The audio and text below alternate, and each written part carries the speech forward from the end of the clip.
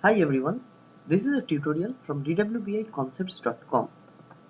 In this tutorial today we will learn how to implement slowly changing dimension of type 2 where we would like to maintain the history.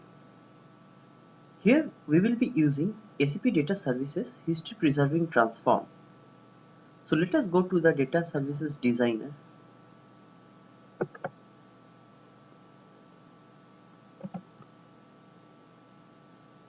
I have already created a job and a data flow to perform SCD type 2.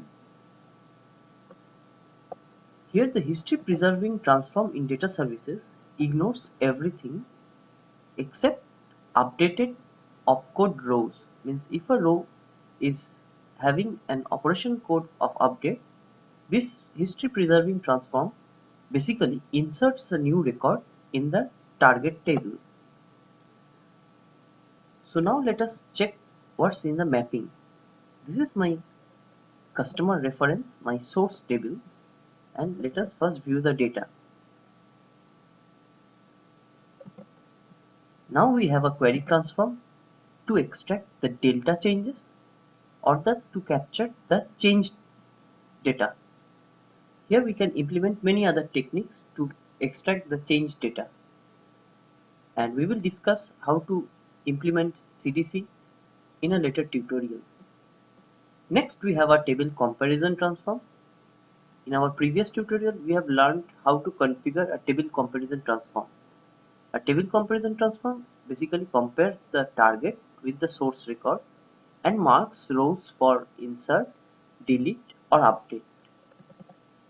So over here in the table comparison transform, we have selected our target dimension table of type 2.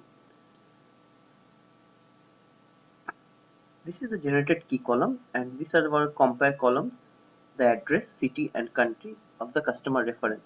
Based on these three columns, I would like to treat the incoming source rows either as insert or to mark them as update.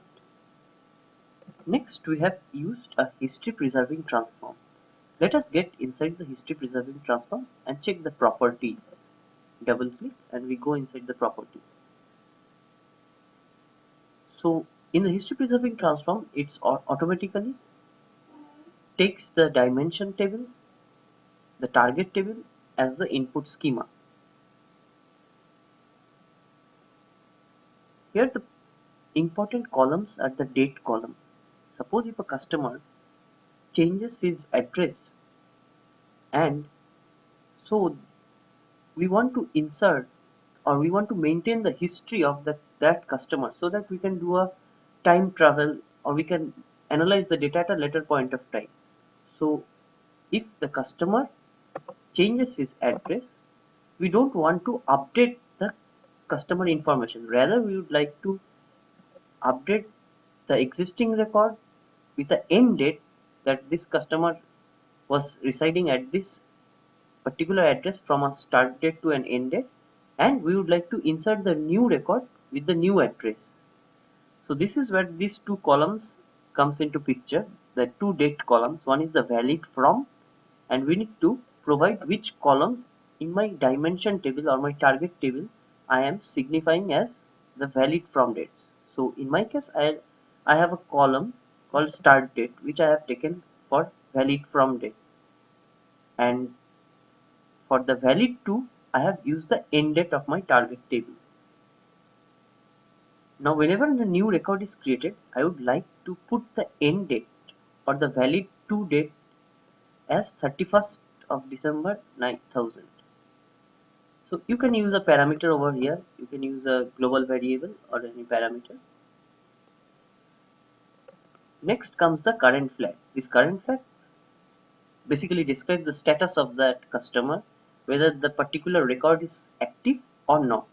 So in my target table I have a column called current flag which I would like to set to Y if the record set is active, or in case the particular record is being replaced by a new set of record, I would put that existing record as N, status flag N, and would insert a new record with status flag Y. And then we have a key generator to mark the surrogate key.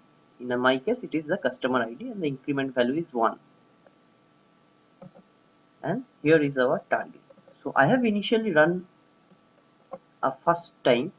So let's check what's the data in both the cases. Here if you observe that the source is currently having one extra row. So if we run the job the next time, this new record should get inserted with a new surrogate key. That is, the customer ID is the surrogate key over here. Next, what we see over here is that the address of this particular customer C111, has changed. Earlier it was Hillview Avenue and all these records are active. The current flag is set to Y and the end date is a future date. So over here the customer has changed his address. So for this updated record set, the table comparison transform will capture that this customer is already existing in the target and is having a change in address. So the customer present in target is having a change in address. So as a result of which, it will mark this record set with an operation code of update, and the history preserving transform will automatically insert a new row in the target table with a new surrogate key, that is customer ID, and apart from that it will put an end flag to the existing record of that particular customer and put the end date as the load date. Next, other changes we can find is that another customer is having the city name change. It was previously Bangalore, now it has been changed to Bengaluru. And also we have a change in the last name. We have a correction in the source. The last name of the person has been corrected to POLO. Earlier it was misspelled and it was loaded in our dimension table as POLI. So let us run the mapping and see how the history preserving transform helps us to preserve or maintain the history of data. So let us run the job.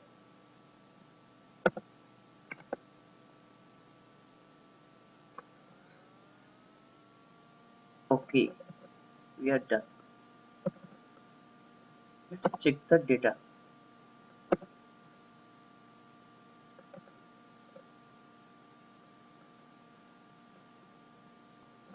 So this is my target dimension table. Initially, I had these 3 record sets. Now watch that this customer C111 who had a change in address, a new record set has been added with an active flag Y and the existing record has been put as inactive with a current flag N and has been end date has been updated for that particular customer.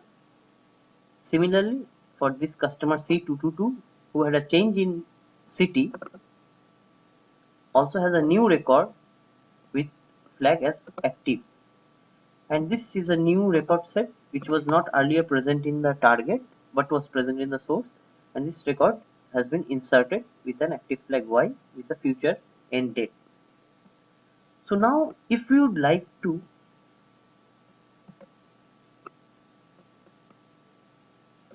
incorporate this last name, because if you see over here this customer has a change in his last name and this change has not been yet reflected in our dimension table as we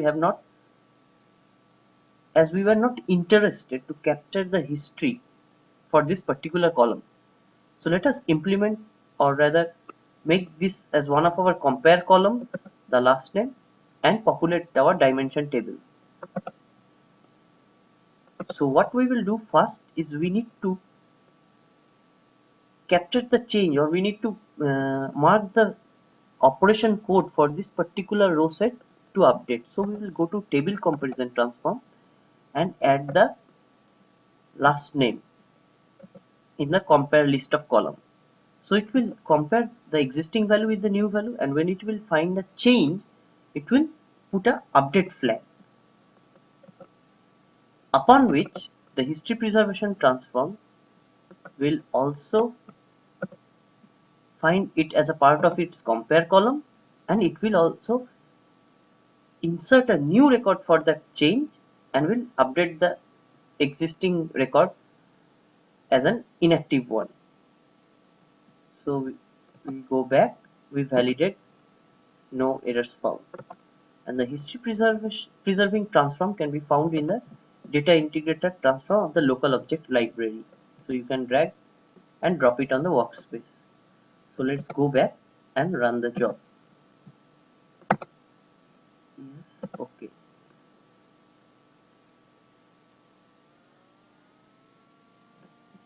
Now we check the data.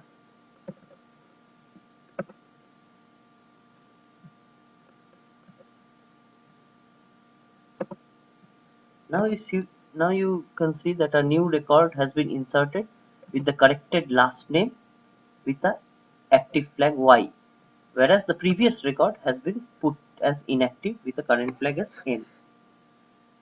So this is very simple how to implement a slowly changing dimension of type 2 in data services using a combination of table comparison transform and the history preservation transform, which actually preserves the history, followed by a key generation transform.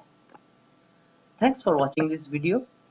For more tutorials related to data services, you can visit the website twbiconcepts.com.